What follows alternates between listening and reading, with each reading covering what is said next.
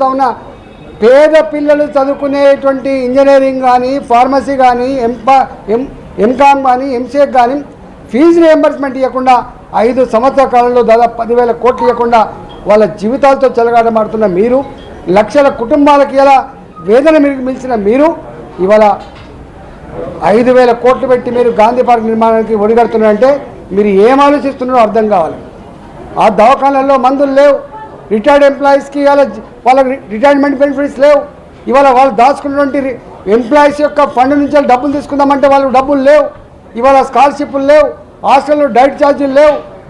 ఇవన్నీ ఇట్లా ఉంటే పైసలు లేవని చెప్తూనే, అప్పుల పాలైనామని చెప్తూనే, ఉత్త చేపకి చిప్ప చేతికి ఇచ్చినామని చెప్తూనే మీరు మాత్రం గాంధీ పార్క్ కోసం ఇల్లు కూలగొట్టి 5,000 కోట్ల రూపాయలు ఖర్చు పెడుతుందంటే మీ చూపంతా కూడా ఎటువైపు ఉందో దాన్ని బట్టి అర్థమవుతూ ఉంది. దీనికి తప్పకుండా మూల్యం చెల్లించక తప్పదని చెప్పి హెచ్చరిస్తా ఉన్నాను.